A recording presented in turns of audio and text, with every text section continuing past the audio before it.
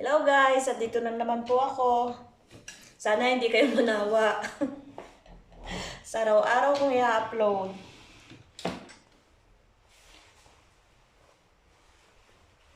God bless all po. At ito naman po ang trabaho ko ngayon. Dahil ito po yung extra, mamaya pa po akong hapon sa amo ko. Mag-plancha muna.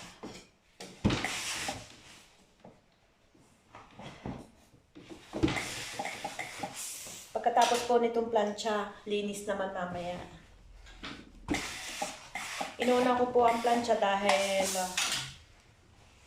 mas gusto ko po yung nauuna ang plancha para na ano po yung oras ko, nababalansi ko.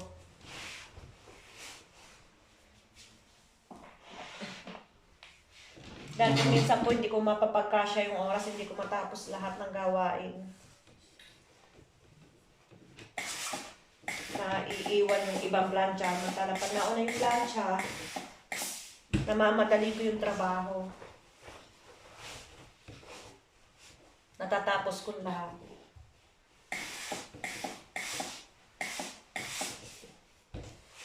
Kaya po ito ang aking ginagawa. Sana sa magplancha, linis ng bahay. Yan po ang araw-araw na walang sawa. Plancha, linis, pasyal ng bata. Ganyan lang po dito. Pagod ka man pero masaya ka dahil naibibigay mo yung lahat ng pangangailangan ng mahal mo sa buhay. Pagod yung katawan mo pero masaya ka pa rin. Lalo na yung pera kapag kakaharap mo na. Isipin mo na, oh yun, may padadala na ulit ako sa aking pamilya. Pero hindi naman po lahat padala.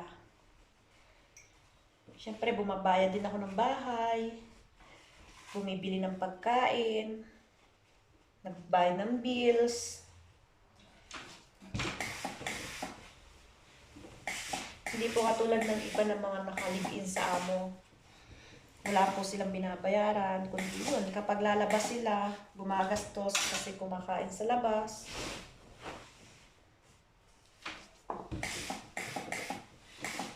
Share lang po ng kaunti kung nararanasan dito sa ibang bansa. 17 years na ako dito, sa araw-araw ko lagi na pagtatrabaho. Ganito. Walang sawa. Sa 17 years po na dito ko sa Italia,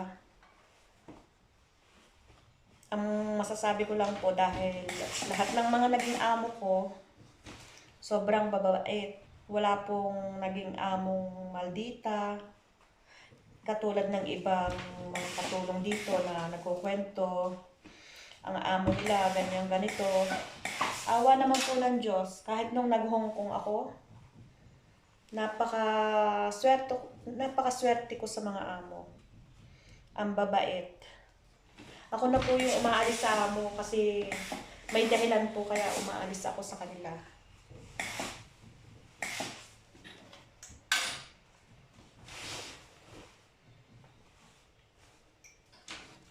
At awa naman po ng Diyos lahat ng naging amo ko, nagustuhan nila ako. Lalo na po kapag ka may bata, yung amo. Katulad ngayon, yung pong amo ko, nakamahigit na ako ng 2 taon sa kanila. Nung pumasok po ako sa kanila at mag-umpisa, 5 days old yung baby. Sa akin na po siya lumaki. Kaya, tawag niya po sa akin tita. Ang tawag po sa aking anak ay ate.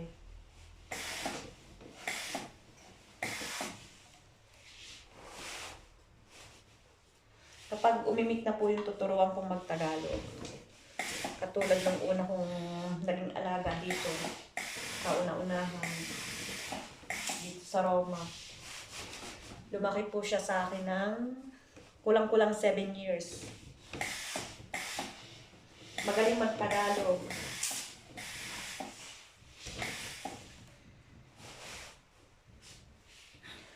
Magaling po siyang kumanta.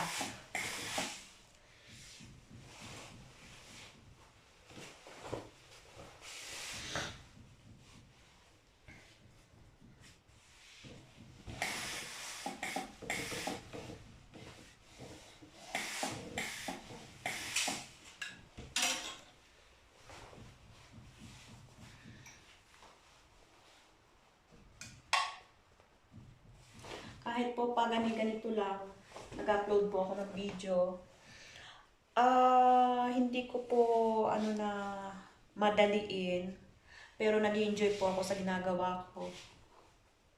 Nag-i-enjoy ako na ganito, magbibideo. Nung una, as in sinasabi ko pa po na ayaw ko, parang wala na akong ka-time-time. Pero nagtatagal po dahil ang asawa ko yung nag-live, parang nagkaroon ako ng interest. Sabi ko, parang mag-i-enjoy ako sa ginagawa niya. Then, sinabi ko, sige, pag mo din ako ng YouTube, tatry ko. Hanggang sa, yun nga po, nag-umpisa akong mag-upload ng mga video, kahit na po tulad nito, nagsasalita lang ako habang nagtatrabaho. Hindi ko po alam kung may mapapaibig manood. Bahala na po. Pero dito po ako nag-i-enjoy.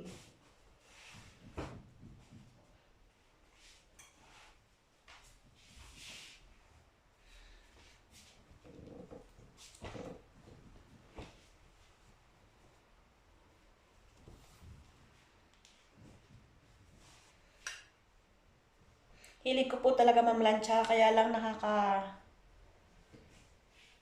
balda ng kamay. Yung ganito. Yung mamlansya araw-araw. At hindi po ako biglang mamlansya kasi nasanay po ako sa amo ng asawa ko na kung mamlansya, para po ba yung pasadyang pasadya.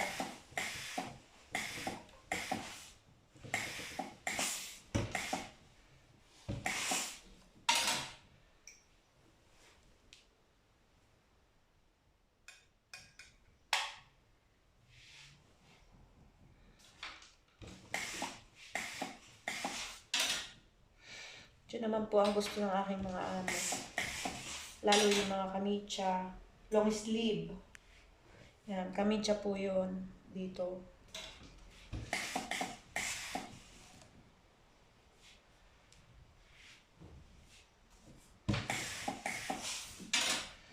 Lalo na po mga ganun. Ang gusto ko po walang gusot.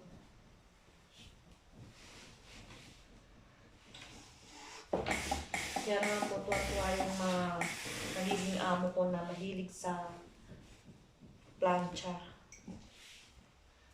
Hindi po sila maarte sa plancha, pero ako po yung medyo maarte.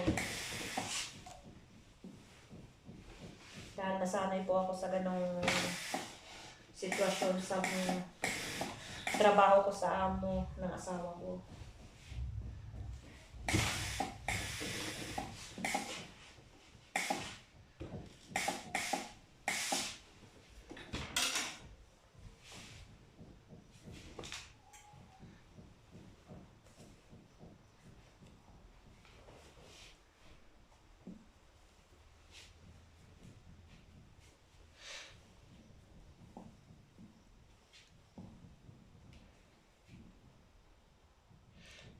Minsan natatawa na lang po ako sa sarili ko. Sabi ko, bakit nahiligan ko to na mag-live o mag-video na ganito tapos upload ko. Parang may kulang sa akin kapag hindi ako nag-upload.